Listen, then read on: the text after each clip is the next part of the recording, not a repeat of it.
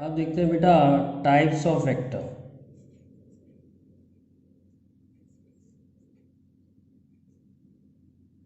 Types of vector में सबसे पहले देखते हैं इक्वल वेक्टर।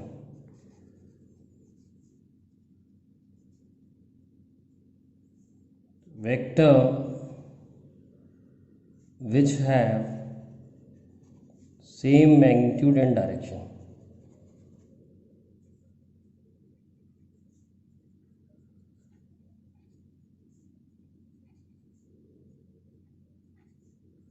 तो ऐसे वेक्टर जिनका मैग्नीट्यूड भी सेम है और डायरेक्शन भी सेम है उनको हम इक्वल वेक्टर कहते हैं। जैसे ए 5 मीटर ईस्ट और बी 5 मीटर ईस्ट, तो मैग्नीट्यूड भी सेम है और डायरेक्शन भी सेम है, ऐसे वेक्टर को हम कहते हैं equal vector. Opposite vector, opposite vector को नेगेटिव ऑफ वेक्टर भी कह सकते हैं। नेगेटिव ऑफ वेक्टर, तो vector which have same magnitude, vector which have same magnitude and direction opposite,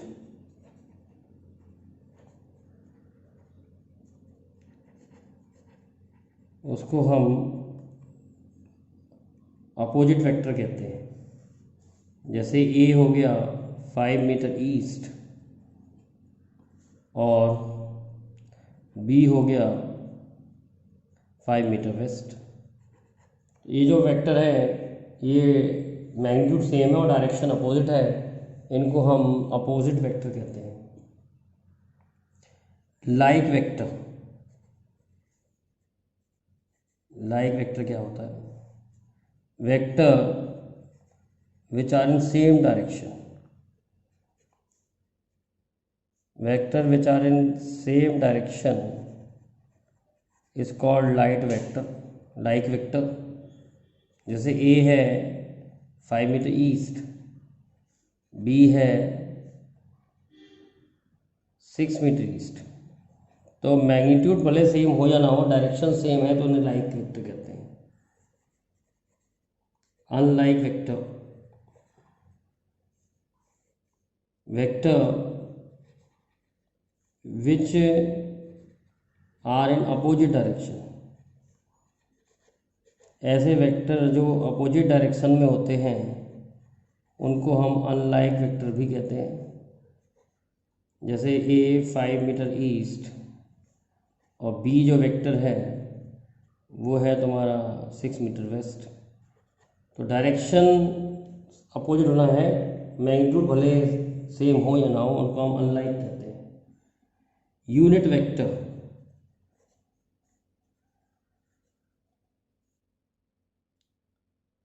vector which have magnitude equal to 1, magnitude equal to 1 is called unit vector।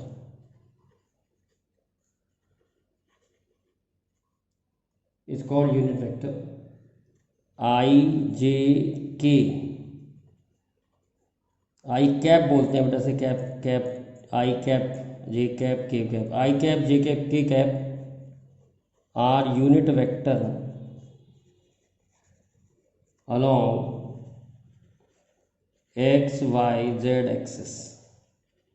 अभी समझाता हूँ आपको ये। जैसे हम जानते हैं कि ये एक्स एक्सिस होती है, ये वाई एक्सिस होती है, ये जेड एक्सिस होती है, तो जेड एक्सिस को डायरेक्शन को आई वेक्टर से दिखाया जाता है, वाई वेक्टर के वाई एक्सिस को जे वेक्टर से दिखाया जाता है और जेड एक्सिस को के वेक्टर से दिखाया जाता है। तो यूनिट वेक्टर किस काम आता है? Unit vector show direction, unit vector show direction. जैसे अगर आपको किसी वेक्टर का डायरेक्शन बताना है तो उसका यूनिट वेक्टर बता दो तो उसका डायरेक्शन आ जाता है। यूनिट वेक्टर निकालते कैसे हैं, बड़ा सिंपल होता है। वेक्टर को अगर हम उसके मैग्नीट्यूड से डिवाइड कर दें तो वो यूनिट वेक्टर बन जाता है। सपोज वेक्टर है 5 और आपने उसके मैग्नीट्यूड से डिवाइड कर दिया 5 से, तो उसका मैग्नीट्यूड तो 1 हो गया, तो फिर उसमें रह क्या जाता है, केवल डायरेक्शन। तो हम कहते हैं कि यूनिट वेक्टर डायरेक्शन शो करने के काम आता है। यूनिट वेक्टर होता है वेक्टर अपॉन इट्स मैग्नीट्यूड। आगे निकालना सिखाएंगे और डिटेल में, लेकिन अभी तो ये बस फॉर्मूला याद कर लो। यूनिट वेक्टर होता है vector upon its magnitude. Suppose कोई वेक्टर है 3i। 3i का मतलब है उसका मैग्नीट्यूड 3 है और डायरेक्शन i है। तो अगर मेरे को दिखाना है, इसे रिप्रेजेंट करना है, तो 1 2 3, ये वेक्टर हो गया 3 और डायरेक्शन हो गया i, तो ये हो गया 3i। सपोज कोई वेक्टर मेरे को दिखाना है b is equal to 4j। j जो है ये दिखा रहा है, ये बता रहा है कि it is in y direction, 1 2 3 4। Scale से हमने कर लिया, तो ये b वेक्टर है 4j। सपोज कोई वेक्टर c है, वो हमारे पास है 3i प्लस 4j। तो इसको हम कैसे शो करेंगे, 3i प्लस 4j मतलब x में 3 है बिल्कुल कोऑर्डिनेट ज्योमेट्री की तरह, और y में 4 है, 1 2 3 4। तो हम इसको ऐसे शो करेंगे। तो ये वेक्टर जो है ये c वेक्टर है and it is equal to 3i plus 4j। तो यूनिट वेक्टर डायरेक्शन के लिए होता है, और ये जो वेक्टर्स हैं ये यूनिट वेक्टर्स के टर्म में दिए गए हैं, और इन्हें कैसे प्लॉट करते हैं मैंने आपको ये समझाया है। ठीक है, जैसे वेलोसिटी है, वेलोसिटी 4 मीटर पर सेकेंड ईस्ट है, वेलोसिटी 4 मीटर पर सेकेंड ईस्ट है, मेरे को इसे वेक्टर में दिखाना है। तो मैंने आपको पहले भी बताया था, ये राइट हैंड पे ईस्ट होता है, सामने नॉर्थ होता है, पीछे साउथ होता है और लेफ्ट में वेस्ट होता है। तो इट्स 4 मीटर पर सेकेंड ईस्ट वेलोसिटी। तो अगर मेरे को इसे वेक्टर में रिप्रेजेंट करना है तो मैं कैसे रिप्रेजेंट करूँ, 1 2 3 4। तो ये वेलोसिटी मैंने शो कर दी 4 मीटर पर सेकेंड ईस्ट। तो इस तरीके से हम वेक्टर को रिप्रेजेंट कर सकते हैं। अब देखिए ज़ीरो वेक्टर क्या होता है। ज़ीरो वेक्टर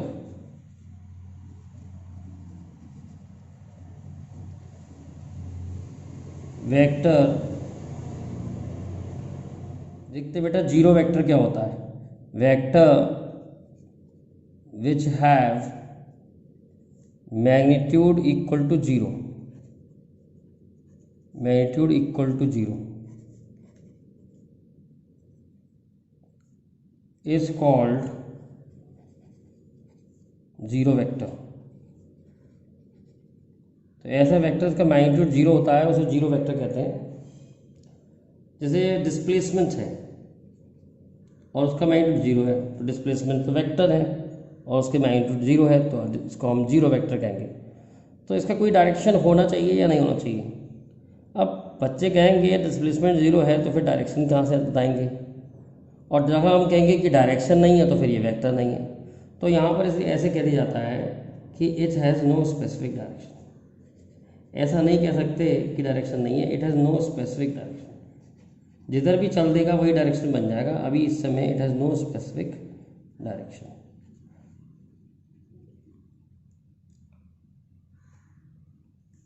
कॉलिनियर वेक्टर क्या होता है,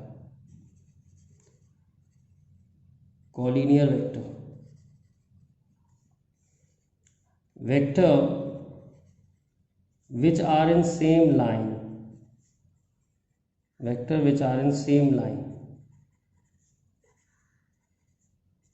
are called collinear vector। ऐसे वेक्टर जो सेम लाइन में होते हैं उन्हें कोलिनियर वेक्टर कहते हैं। जैसे कोई वेक्टर है a 3i, b है 5i और c है -4i।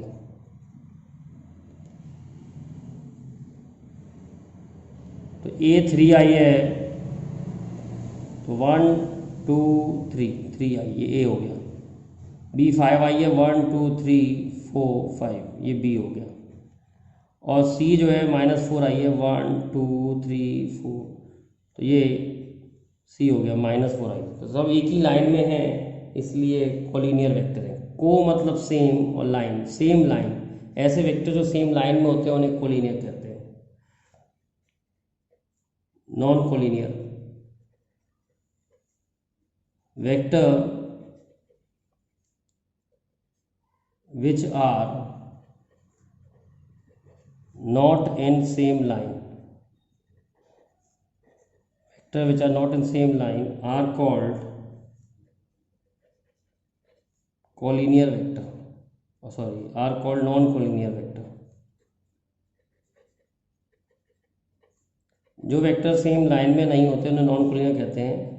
जैसे A3i है, B4j है, तो ये एक ही लाइन में तो है नहीं, तो इसलिए नॉन कोलिनियर है। ए इधर हो जाएगा, बी इधर हो जाएगा, तो ये तो है नहीं सेम लाइन में, ये तो परपेंडिकुलर वेक्टर्स हैं।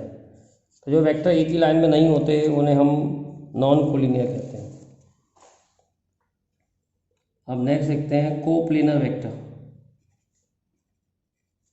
कोप्लेनर वेक्टर, को मतलब बताया था सेम और सेम प्लेन, तो vector which lie in same plane, vector which lie in same plane are called coplanar vector. जो वेक्टर एक ही प्लेन में होते हैं उन्हें कोप्लेनर कहते हैं।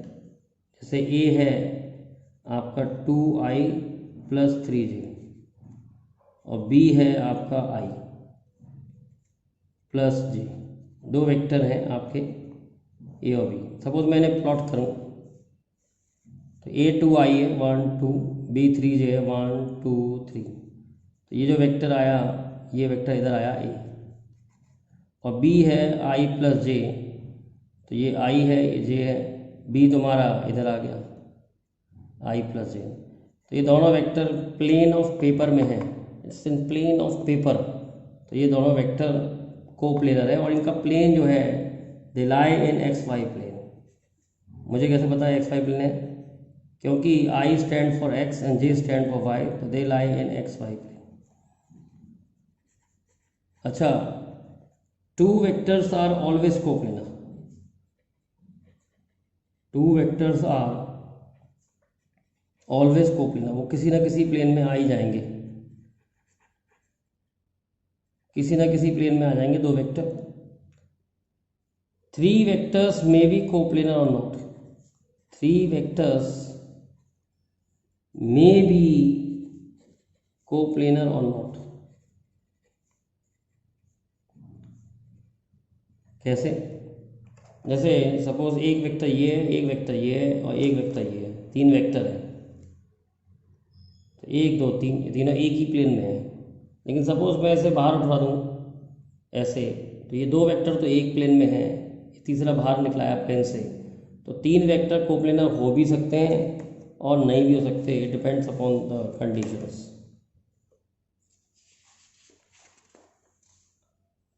Non coplanar vector, non coplanar vector,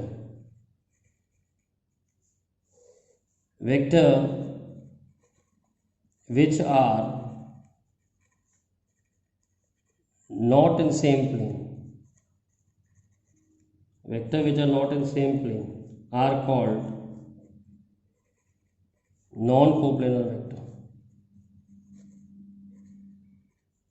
non coplanar vector। Example है जैसे A है आपका 2i, B है आपका j और C है k, तो ये दोनों एक प्लेन में, ये दोनों एक प्लेन में, ये दोनों एक प्लेन में, पर तीनों आपस में एक ही प्लेन में नहीं है, तो ये कैसे हैं? Non coplanar vector. अब देखते हैं पोलर वेक्टर। पोलर वेक्टर क्या होता है? वेक्टर विच हैव स्टार्ट और एंड पॉइंट और point of application,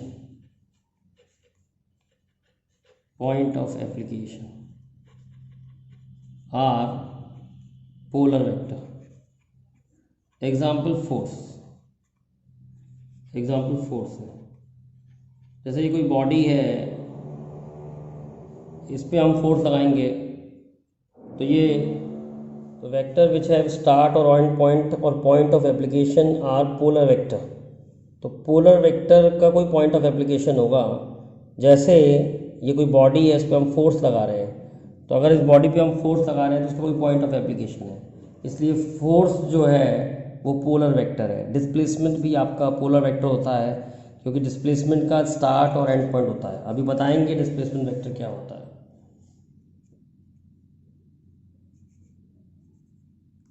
axial vector, vector which are along axis of rotation are called axial vector। जिनका एक्सिस ऑफ रोटेशन में हो डायरेक्शन, जैसे ये कोई बॉडी घूम रही है, तो जो इसकी एंगुलर वेलोसिटी है, एंगुलर वेलोसिटी रोटेशन चैप्टर में आएगा बेटा, तो उसका डायरेक्शन जो है अलॉन्ग एक्सिस ऑफ रोटेशन है। जैसे फॉर एग्जांपल ये कोई बॉडी है तो ऐसे घूम रही है एंटी क्लॉकवाइज, तो जो हमारा ऊँट है ऊपर जा रहा है, तो एक्सियल वेक्टर जो होगा वो ऊपर की तरफ होगा।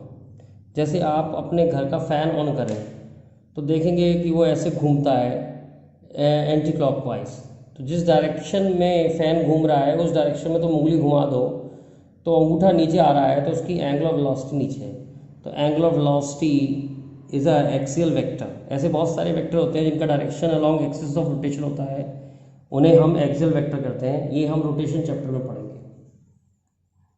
Position vector, position vector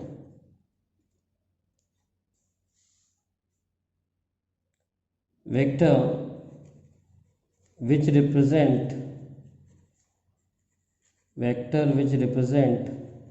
position of a particle,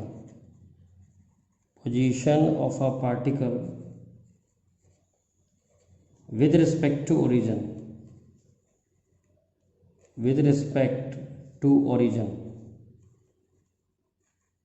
is called position vector. मतलब पोजीशन को अगर हम वेक्टर में लिख देते हैं तो उसे पोजीशन वेक्टर कहते हैं। सपोज कोई बॉडी है, उसके कोऑर्डिनेट एक्स वाई जेड है, तो इसको ओ ए, तो ओरिजिन के हिसाब से इसके कोऑर्डिनेट एक्स वाई जेड है, तो पोजीशन वेक्टर ओ ए जो होगा, एक्स कोऑर्डिनेट को आई के संग लिख लेंगे, वाई कोऑर्डिनेट को जे के संग लिख लेंगे और जेड कोऑर्डिनेट को के संग लिख लेंगे। इसको पोजीशन वेक्टर कहते हैं। अब देखते हैं डिस्प्लेसमेंट वेक्टर। डिस्प्लेसमेंट वेक्टर क्या होता है? बड़ा सिंपल होता है डिस्प्लेसमेंट वेक्टर। जैसे कोई बॉडी यहाँ पर है ए पॉइंट पे, इसके कोऑर्डिनेट है x1 y1 z1, और वो बी पॉइंट पे पहुँच गई, उसके कोऑर्डिनेट हो गए x2 y2 z2, तो ये ए से बी डिस्प्लेसमेंट कैसे लिखा जाएगा? तो डिस्प्लेसमेंट वेक्टर ए बी होता है position vector of B minus position vector of A. हमेशा रखेंगे final point minus initial point, तो ए बी जो हो जाएगा वो पोजीशन वेक्टर ऑफ बी, यानी कि x2i y2j z2k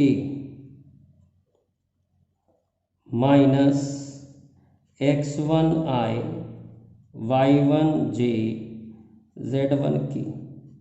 तो position vector of B minus position vector of A, तो डिस्प्लेसमेंट वेक्टर जो हो जाएगा वो हो जाएगा x2 minus x1i y2 minus y1j z2 minus z1k। ये पोजीशन वेक्टर, ये डिस्प्लेसमेंट वेक्टर हो गया। ध्यान रखें, अगर हमें ए बी डिस्प्लेसमेंट निकालना है तो हम बी माइनस ए करेंगे, और अगर हमें बी ए डिस्प्लेसमेंट निकालना है तो हम ए माइनस बी करेंगे, मतलब बाद वाला माइनस पहले वाला।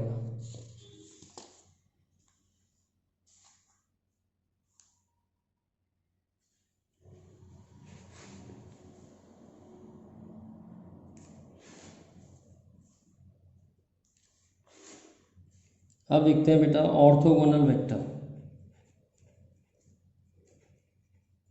ऑर्थोगोनल वेक्टर क्या होते हैं? Vector which are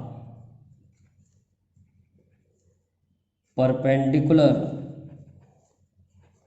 vector which are perpendicular to each other are called orthogonal vector.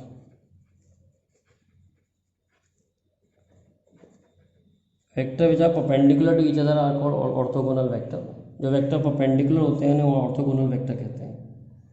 जैसे आई हमने इधर माना था, जे हमने इधर माना था, के हमने इधर माना था, तो आई जे के ये एक दूसरे के परपेंडिकुलर हैं, तो हम कह सकते हैं I cap J cap K cap are perpendicular to each other,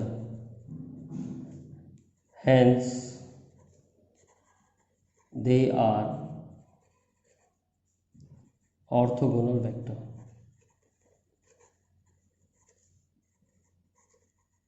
आ गया? तो इस तरीके से आपके मैंने टाइप्स ऑफ वेक्टर सारे कवर कर दिए। ठीक है, अगर आपको मेरी वीडियो पसंद आती है तो बेटा प्लीज़ लाइक और कमेंट ज़रूर करना। कमेंट करने से मुझे पता लग जाता है कि कौन बच्चा पढ़ रहा है और कौन बच्चा नहीं पढ़ रहा है, और थोड़ा प्रोत्साहन भी मिलता है कि बच्चे पढ़ रहे हैं और अच्छा फील होता है।